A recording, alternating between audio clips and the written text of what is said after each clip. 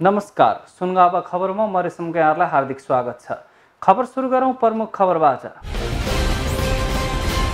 सवारी नियम पालना नगर्ने सवारी चालकहरूबाट वर्षेनी करोडौं रकम जरिवाना सङ्कलन। गत आर्थिक वर्षमा मात्रै प्रदेशभर 19,500 सवारी साधनलाई कारबाही गरियो।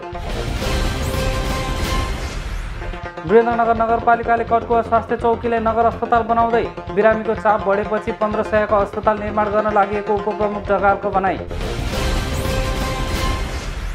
बलात्कारपछि हत्या गरिएकी सम्झनाको लागि न्याय माग्दै वीरेन्द्रनगरमा प्रदर्शन। बलात्कारीलाई हदैसम्मको कारबाही गर्न माग। पछिल्लो 24 घण्टामा कर्णालीमा थप 33 जनामा कोरोना संक्रमण पुष्टि। यो सँगै प्रदेशभर कोरोना संक्रमितको संख्या 3,442 पुग्यो। एसिड आक्रमणका दोषीहरूलाई कडा कारबाही गर्ने कानुनी व्यवस्था गर्न अध्यादेश जारी। एसिड आक्रमणकारीलाई छुट नहुने व्यवस्था गरिएको मन्त्री तुम्बा अम्बेको दाबी। 16 वर्ष मुनिका बालिकालाई बलात्कार गरे मृत्युदण्डको व्यवस्था गर्नुपर्ने महिला सांसदहरूको भनाई। यस्ता घटना विरुद्ध कानुनी प्रावधानको अध्ययन तथा सुझावका लागि कार्यदल गठन। अब खबर विस्तारमा। सवारी नियम पालना नगर्ने सवारी चालकहरूले वर्षेनी करोडौं रकम जरिवाना तिर्दै आएका छन्। सवारी चालक अनुमति पत्र नबोक्ने, गलत साइडमा सवारी साधन रोक्ने लगायतका नियमहरू उल्लङ्घन गर्दा चालकहरू कारबाहीमा पर्ने गरेका हुन्। आर्थिक वर्ष 2076-77 कर्णाली प्रदेशभर 19,764 सवारी साधनलाई कारबाही गर्दा 1,72,64,300 राजस्व उठेको छ। गत आर्थिक वर्षको तुलनामा यो आर्थिक वर्ष राजस्व घटेको कर्णाली प्रदेश ट्राफिक प्रहरी कार्यालयका प्रहरी सहायक निरीक्षक गङ्गाराम विकले जानकारी दिनुभयो। 3 वर्षको यो तपाईको राजस्व र कारबाही अब 74-75 को कारबाही संख्या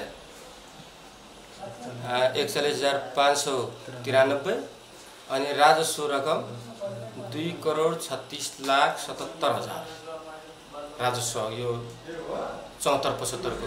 अब 75-76 को कारबाही संख्या 59,341 र राजस्व 1,38,88,500 राजस्व रकम सङ्कलन भएको छ। अनि 76-77 को यो यसमा कारबाही संख्या 19,764 अनि राजस्व 1,72,64,300 हाम्रो यो राजस्व सङ्कलन भएको छ। यो गत वर्ष सवारी नियम उल्लङ्घन गर्ने चालकबाट विभिन्न शीर्षकमा ट्राफिक प्रहरी कार्यालय सुर्खेतले मात्रै 70,52,800 रुपियाँ राजस्व सङ्कलन गरेको छ। चालु आर्थिक वर्ष 2077-78 को 2 महिनामा मात्रै सवारी कारबाहीमा प्रदेशभर 20,44,500 रुपियाँ जरिवाना सङ्कलन भएको छ। साउन र भदौ महिनामा उक्त राजस्व सङ्कलन भएको प्रहरी सहायक निरीक्षक विकको भनाइ छ। चालु आर्थिक वर्षको अहिलेको यो यसमा कारबाही संख्या 1,158 कारबाही संख्या यो श्रावण महिनामा अनि राजस्व 10,66,500 र यो भाद्र महिनामा कारबाही संख्या 1,254 कारबाही संख्या अनि राजस्व रकम 9,78,000। कार्यालयका अनुसार यो 2 महिनामा 2,312 सवारी साधन कारबाहीमा परेका छन्। सवारी चालक अनुमति पत्रको म्याद सकिएको, सवारी साधनको लाइट नभएको, ब्लू बुक नबोकेको, नम्बर प्लेट मेटिएको वा नभएको तथा गलत साइडमा पार्किङ गर्ने सवारी साधनलाई ट्राफिक प्रहरीले जरिवाना तिराउँदै आएको छ। वीरेन्द्रनगर नगरपालिकाले प्रदेशको राजधानी वीरेन्द्रनगरमा नगर अस्पताल निर्माण गर्ने भएको छ। वीरेन्द्रनगर स्थित कटुवा स्वास्थ्य चौकीलाई नगर अस्पतालको रूपमा सञ्चालन गर्ने तयारी थालिएको हो। नगरपालिकाको वार्षिक नीति तथा कार्यक्रम अनुसार कटुवा स्वास्थ्य चौकीलाई अस्पतालका रूपमा सञ्चालन गर्न लागेको वीरेन्द्रनगरका उपप्रमुख मोहनमाया ढकालले जानकारी दिनुभयो। प्रदेश राजधानी भएको नगरपालिकामा हाल कोरोनाका बिरामीहरू बढ्न थालेपछि तत्काल कोरोनाका बिरामीहरूको व्यवस्थापन गर्न आइसोलेसनका रूपमा प्रयोग गर्ने र दीर्घकालीन रूपमा 1500 को नगर अस्पताल बनाएर सञ्चालन गरिने उपप्रमुख ढकालको भनाइ छ। नगरपालिकाका 16वटा वडाबाट जुन खालको त्यो स्वास्थ्य सेवा दिइरहँदाखेरि आवश्यक भवन पूर्वाधार हो नभएका वडाहरूमा अहिले करिब वडा नम्बर 2, 3, 4, 5, 6 त्यसै गरेर 10, 11 र 12 यी वडाहरूमा हाम्रो स्वास्थ्य संस्थाको आफ्नै भवन थिएन। अहिले त्यो भवन निर्माणको प्रक्रिया हामीले अगाडि बढाइसकेका छौँ। अब करिब त्यो भवन को चाहिँ पुरा हुन थालिसकेको अवस्था छ। यसरी हामीले भवन निर्माणका कामहरू पनि लगभग सम्पन्न गर्न थालिसकेका छौँ भने नगरपालिकाभित्र 1500 को अस्पताल बनाउनु पर्छ र विशेष गरेर वीरेन्द्रनगर नगरपालिका राजधानीको नगरपालिका पनि हो, प्रदेश अस्पताल पनि यही छ, ठुला अन्य निजी क्षेत्रका स्वास्थ्य संस्थाहरू पनि छन्। यति हुँदाहुँदै पनि बजारको जुन बढ्दो जनघनत्व छ यसलाई व्यवस्थापन गर्न नगरपालिका स्वयंले नगर अस्पताल निर्माण गर्नुपर्छ भनेर हाम्रो गत नगर सभाले पनि पास गरेको छ, नीतिगत रूपमा पास गरेको छ। त्यो अनुरूप वीरेन्द्रनगर वडा नम्बर 7 मा रहेको कटुका हेल्थ पोस्ट जुन छ त्यो हेल्थ पोस्टमा त्यही जग्गामा अहिले नयाँ भवन निर्माण बनेको छ। त्यो भवन चाहिँ 15 शय्याको अस्पताल बनाउनलाई पर्याप्त र सुविधा सम्पन्न पूर्वाधारसहित बनेको भवन छ र त्यहाँ अर्को हामीले सानो भवन पनि बनाउँदैछौँ होइन। ती सबै कुराहरू हेर्दाखेरि लगभग अस्पताल बनाउने पूर्वाधार चाहिँ त्यहाँ तयार भइसकेको देखिन्छ। त्यसलाई व्यवस्थापन गर्नको लागि हामी अगाडि बढ्नुपर्ने छ। वीरेन्द्रनगरको सिटी बस पार्कमा सञ्चालित आइसोलेसनलाई सारेर कटकुवा स्वास्थ्य चौकीमा आइसोलेसन राख्ने तयारी भएको उपप्रमुख ढकालले बताउनु भयो। उहाँका अनुसार नगरपालिकाले कटकुवा स्वास्थ्य चौकीलाई कोभिड केन्द्रित गरेर तत्काल 40 सयको आइसोलेसन अस्पताल बनाउनेछ। बिरामीको चाप बढेपछि नगरपालिकाले वीरेन्द्रनगरको सिटी बस पार्कमा अस्थायी आइसोलेसन बनाएको थियो। अहिले हामीले 40 बेडको यो कोरोना संक्रमित बिरामीहरूको लागि आइसोलेसन बेडहरू त्यहाँ निर्माणको प्रक्रिया अगाडि बढाइसकेका छौँ र अब हाम्रो संस्थाको व्यायाम पनि हुँदैछ होइन। त्यसमा डाक्टरको दरबन्दी पनि हामी नगरपालिका आफैले क्रिएट गरेर डाक्टर सहितको सेवा दिने गरी त्यो अस्पताल अगाडि बढाउने तयारीमा हामी छौँ। अहिले लामो समयदेखि सुर्खेत जिल्ला अस्पतालका रूपमा सञ्चालन गरिएकोमा पछिल्लो समय स्वास्थ्य चौकीका रूपमा सञ्चालन हुँदै आएको थियो। सुर्खेत जिल्ला अस्पतालको स्तर वृद्धि भएर तत्कालीन मध्यपश्चिमाञ्चल क्षेत्रीय अस्पतालमा स्तर वृद्धि भएपछि उक्त स्थानमा स्वास्थ्य चौकी सञ्चालन हुँदै आएको थियो। बझाङको मस्टा गाउँपालिका 2 की 12 वर्षीय सम्झना विश्वकर्माको बलात्कारपछि हत्या भएको प्रकरणमा न्याय माग्दै वीरेन्द्रनगरमा प्रदर्शन गरिएको छ। प्रदेश राजधानी वीरेन्द्रनगरमा कर्णाली अध्ययन केन्द्रले प्रदर्शन गरेको हो। युवाहरूले विश्वकर्मा हत्या अभियुक्तलाई तत्काल पक्राउ गरेर कडाभन्दा कडा कारबाही गर्न माग गरेका छन्। उनीहरूले बलात्कारीलाई फाँसी दे, पीडितलाई न्याय दे, मानवीयता कायम गरौँ, महिला हिंसा अन्त्य गरौँ लगायतका नारा लगाउँदै वीरेन्द्रनगरमा प्रदर्शन गरेका थिए।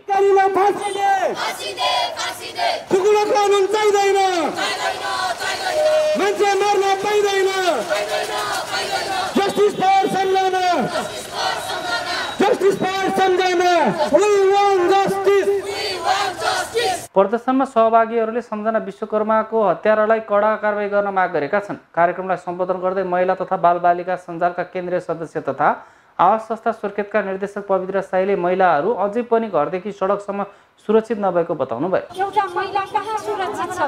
न त घरमा, न त सडकमा, न त कुनै रोडमा, न त कुनै काम गर्ने स्थलमा, न त कुनै यातायात हुने ठाउँमा, न त कुनै एउटा सार्वजनिक स्थलमा होस् या कुनै पनि बन्द कोठामा होस्, त्यो कहीँ पनि सुरक्षित छैन। किन होला? सोच्न बाध्य हुनुपर्छ।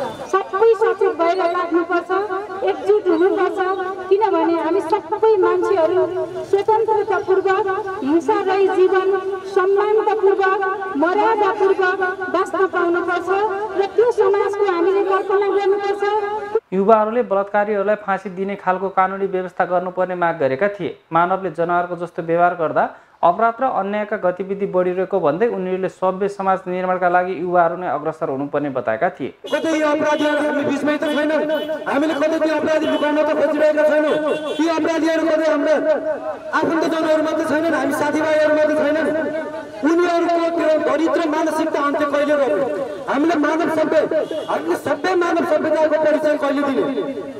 हामीले आज राज्यसँग मात्र माग गर्ने कि हामी आफैले पनि अर्काका चेलीबेटी, अर्काका छोरी चेलीलाई पनि आफ्नो चेलीबेटी सराह खाने? अर्काका चेलीबेटीलाई हामीले चेलीबेटी खाँदै खाँदैन भने हाम्रो चेलीबेटीलाई कसले चेलीबेटी खान्छ? सरकारले खाना कसो गर्न चाहन्छ कि यस्ता अपराधी फाँसीहरूलाई फाँसी दिनुपर्छ, उनीहरूलाई खिल्दै आउनुपर्छ। होइन भने हाम्रो समाज सुधार्न सक्दैन। त्यस्ता राजनीतिक आडमा पावरका आडमा उनीहरू संरक्षित हुन कुनै पनि हालत गर्नु पर्दैन। हामी महिलाहरू कहिलेसम्म डराएर आफ्नो मनमा आफ्नो पीडाहरू राखेर कहिलेसम्म हिँड्ने? हामी आफ्नो स्कुलदेखि घरदेखि स्कुल जान पनि डराएर बाटोमा हामी आफै सेफ छैनौँ कि भनेर डराएर हिँड्नुपर्ने अवस्था हुन्छ। हामी कहिलेसम्म यस्तो भएर हिँड्ने? सरकार बलात्कारीहरू यस्ता अपराधीहरूलाई फाँसी दिए कहिलेसम्म हामी आफूमा आफू डराउने? हाम्रो मनको पीडा कसलाई गर्ने? गत बुधबार विवश अवस्थामा भेटिएको सम्झनाको पोस्टमार्टमबाट बलात्कारपछि हत्या भएको खुलेको थियो। प्रहरीले घटनामा संलग्न भएको आरोपमा 20 वर्षीय राजेन्द्र बोहरालाई पक्राउ गरेको छ। राजेन्द्र अपराधिक पृष्ठभूमिको रहेको र यसअघि पनि बलात्कारको घटनामा मुछिएको तर त्यति बेला मिलापत्रमा छुटेको प्रहरीले जनाएको छ। पछिल्लो 24 घण्टामा कर्णालीमा थप 33 जनामा कोरोना भाइरस कोभिड-19 को संक्रमण पुष्टि भएको छ। कर्णाली प्रदेश अस्पताल, पशुपक्षी रोग अन्वेषण प्रयोगशाला सुर्खेत, कर्णाली स्वास्थ्य विज्ञान प्रतिष्ठान जुम्ला र चौरजारी नगरपालिका रुकुम पश्चिम प्रयोगशालामा गरिएको PCR परीक्षणमा सोमबार 33 जनामा संक्रमण पुष्टि भएको हो। नयाँ संक्रमित मध्ये सुर्खेतका मात्रै 20 जना संक्रमित रहेका छन्, जसमा कर्मचारी, सुरक्षाकर्मी, स्वास्थ्यकर्मी रहेको सामाजिक विकास मन्त्रालय स्वास्थ्य सेवा महाशाखाले जनाएको छ। त्यस्तै जाजरकोटका 3 जना, दैलेख, रुकुम पश्चिम र जुम्लाका 2 जना, कालीकोटका 1 जना र अन्य प्रदेशका 3 जना रहेको स्वास्थ्य सेवा महाशाखाले जानकारी दिएको छ। यो सँगै प्रदेशभर कोरोना संक्रमितको संख्या 3442 पुगेको छ। महाशाखाको पछिल्लो तथ्याङ्क अनुसार आइतबार प्रदेशमा थप 15 जना निको भई डिस्चार्ज भएका छन्। प्रदेशमा हालसम्म कोरोनाको संक्रमणबाट निको भई डिस्चार्ज हुनेको संख्या 2842 पुगेको छ। प्रदेशभर हालसम्म 493 जना कोरोना सक्रिय संक्रमित रहेको महाशाखाले जनाएको छ। कर्णालीमा हालसम्म कोरोनाका कारण 6 जनाको मृत्यु भइसकेको छ। तेजाब आक्रमणका दोषीहरूलाई कडा कारबाही गर्ने व्यवस्था सहितको कानुनी व्यवस्था गर्न सरकारले अध्यादेश जारी गरेको छ। राष्ट्रपति विद्यादेवी भण्डारीले आज तेजाब तथा अन्य घातक रासायनिक पदार्थ नियमन अध्यादेश 2077 र फौजदारी कसुर तथा फौजदारी कार्यविधि सम्बन्धी केही ऐन संशोधन गर्ने अध्यादेश जारी गर्नुभएको हो। गत बिहीबारको मन्त्री परिषदको बैठकले अध्यादेश पारित गर्दै जारी गर्न राष्ट्रपति समक्ष पठाएको थियो। कानुन न्याय तथा संसदीय मामिला मन्त्री शिवमाया तुम्बा आम्फेले एसिड आक्रमणकारीलाई कुनै पनि अवस्थामा छुट नहुने व्यवस्था गरिएको बताउनुभयो। कानुनमा आक्रमणकारीले 20 वर्ष सजाय तोकिएकोमा 20 वर्ष नै सजाय काट्नुपर्ने उहाँले बताउनुभयो। कसैले एक थोपा एसिड मात्रै छ्यापे पनि कडा कारबाही हुने उहाँले बताउनुभयो। कुनै पनि महिला वा पुरुषमाथि हुने तेजाब आक्रमणलाई न्यूनीकरण गर्न कानुन ल्याएको उल्लेख गर्दै उहाँले तेजाब आक्रमण गरेको अवस्थामा जहिले सुके पनि उजुरी दिन सक्ने प्रावधान रहेको बताउनुभयो। कुनै एउटा व्यक्तिले, महिला होस् या पुरुष, कुनै एक व्यक्तिले अर्को व्यक्तिलाई तेजाब आक्रमण गरेको अवस्थामा जहिलेसुकै उजुरी दिन सक्ने प्रावधान छ र त्यसमा जुनसुकै मितिमा उजुरी दिए पनि त्यसलाई प्राथमिकता, पहिलो प्राथमिकताको आधारमा त्यसलाई सुनवाई गर्ने भन्ने व्यवस्था गरिएको छ र यसलाई अब नियमन गर्ने पाटो चाहिँ अब बाहिरबाट लिएर आउँदाखेरिको भन्सारमा हुन्छ। त्यस पछाडि त्यसलाई त्यो जुन नियमन गर्दाखेरिको अवस्थामा कारबाही गर्ने भनेको त्यहाँ भन्सारको अधिकृत यता सिडिओलाई अधिकार प्रत्यार्जन गरेको अवस्था हुन्छ। बाँकी यता माथि गृहसँग जोडिन्छ, गृह मन्त्रालयसँग।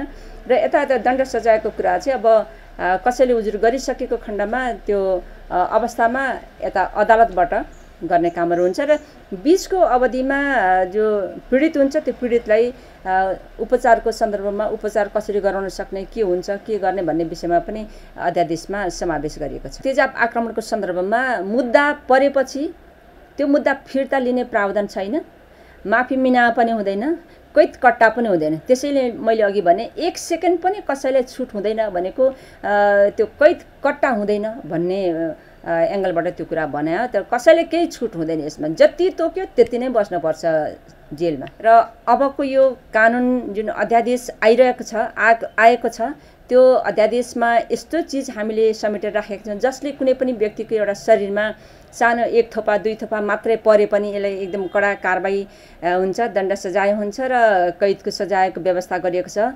अभियन्ता उज्जवल थापाले तेजाब आक्रमणलाई गम्भीर अपराधका रूपमा व्याख्या गर्दै सरकारले कानुन दक्षिण एसियामै गर्व गर्न लायक रहेको बताउनुभयो।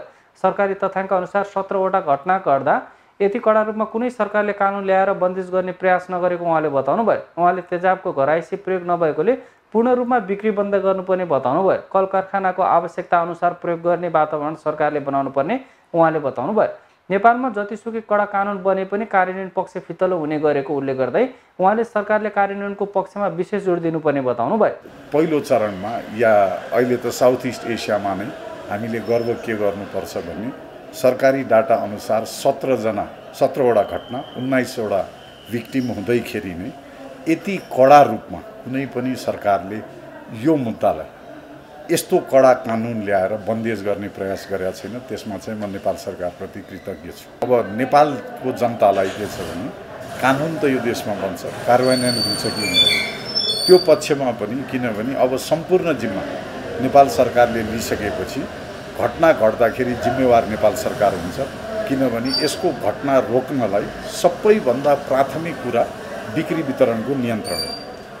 यदि उहाँहरूले त्यसलाई कार्यान्वयन गर्नुभयो भने अपराध शून्य कहीँ पनि भएको छैन, तर न्यूनीकरण हुन्छ।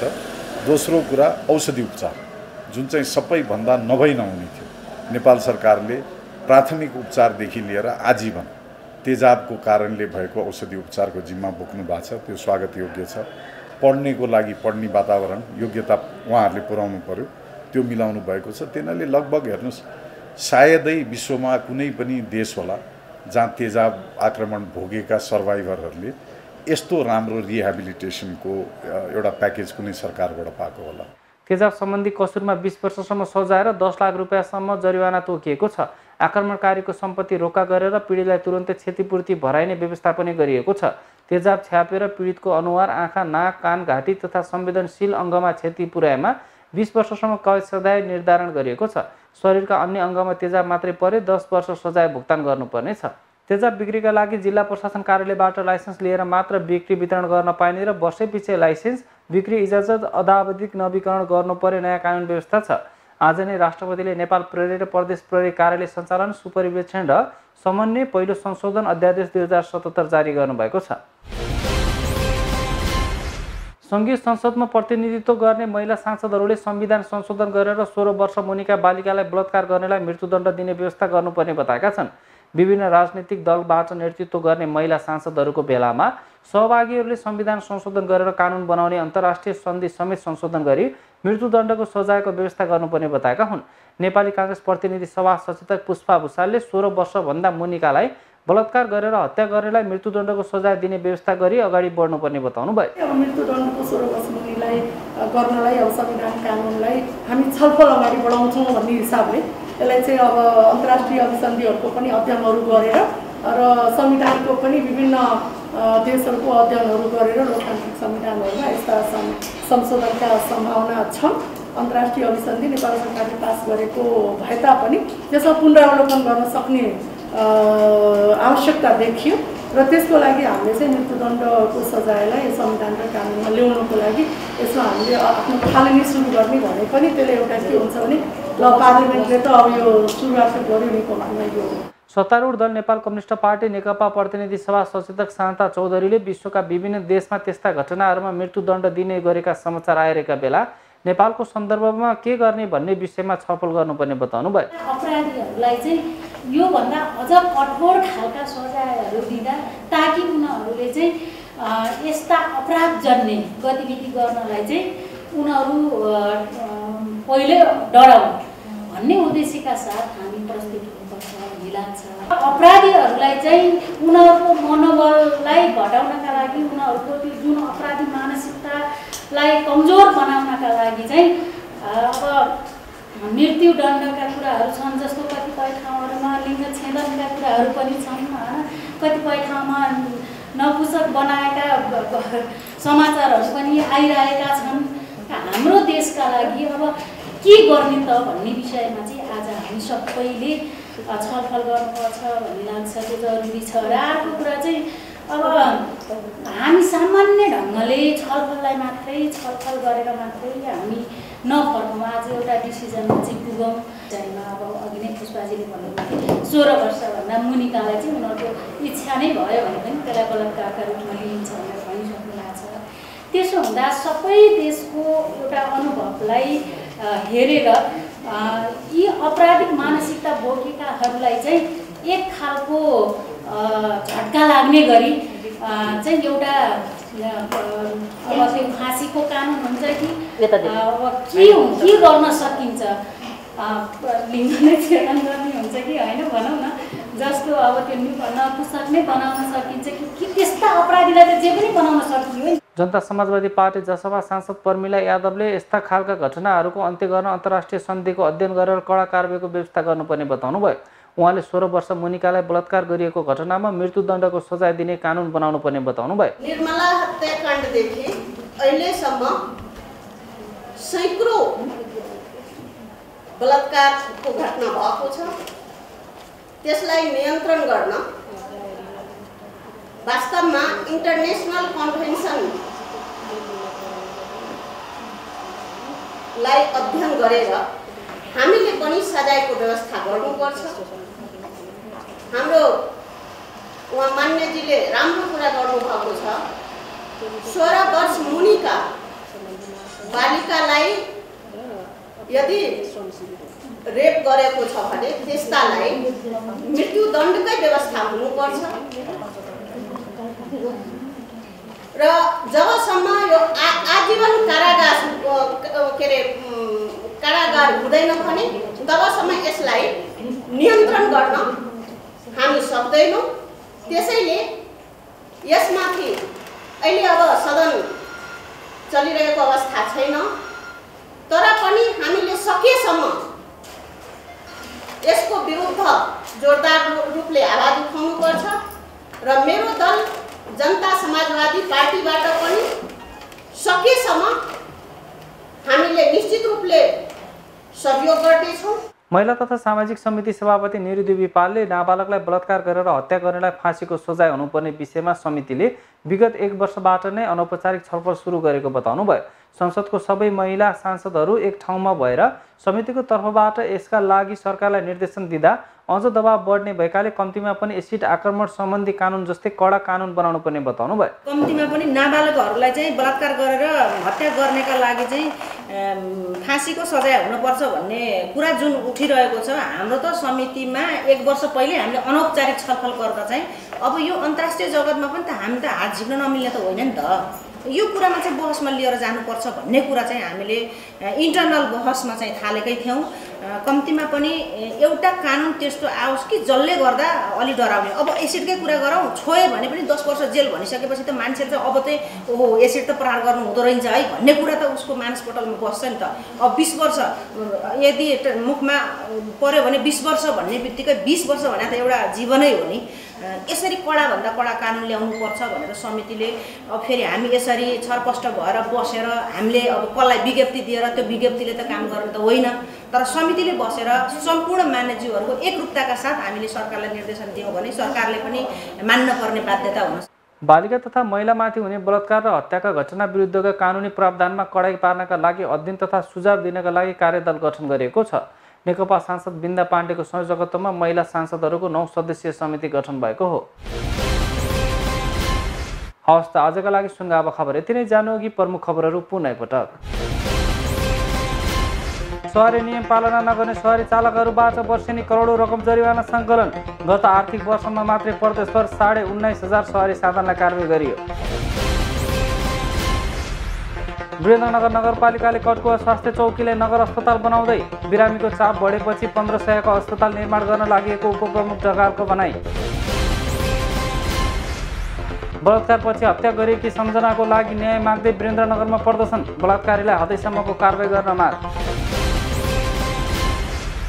पछिल्लो 24 घण्टामा कर्णालीमा थप 33 जनामा कोरोना संक्रमण पुष्टि। यो सँगै प्रदेशभर कोरोना संक्रमितको संख्या 3442 पुग्यो। एसिड आक्रमणका दोषीहरूलाई कडा कारबाही गर्ने कानुनी व्यवस्था गर्न अध्यादेश जारी। एसिड आक्रमणकारीलाई छुट नहुने व्यवस्था गरिएको मन्त्री तुम्बा अम्बेको दावी। 16 वर्ष मुनिका बालिकालाई बलात्कार गरे मृत्युदण्डको व्यवस्था गर्नुपर्ने महिला सांसदहरूको भनाई। यस्ता घटना विरुद्ध कानुनी प्रावधानको अध्ययन तथा सुझावका लागि कार्यदल गठन। हवस् त अहिलेका लागि सुन्गावा खबर सकिएको छ। यदि तपाईहरुसँग पनि कुनै सूचना अथवा घटनासँग सम्बन्धित खबरहरू भएमा हामीलाई खबर गर्न सक्नुहुनेछ। खबरका लागि सुन्गावा टेलिभिजन वीरेन्द्रनगर 6 सुर्खेत। सम्पर्क टेलिफोन नम्बर 083 525 400। इमेलका लागि sungavatv@gmail.com र सुन्गावा टेलिभिजन फेसबुक पेजमा पनि फलो गर्न सक्नुहुन्छ। साथै सुन्गावा टेलिभिजन टाइप गरी युट्युबमा पनि हेर्न सक्नुहुनेछ। अहिलेका लागि सुन्गावा खबरबाट सम्पूर्ण युनिट सहित म रेशम कुमार साई पनि बिदा हुन्छु। हवस् त नमस्ते। सुन्गावा टेलिभिजन हेर्दै गर्नुहोला।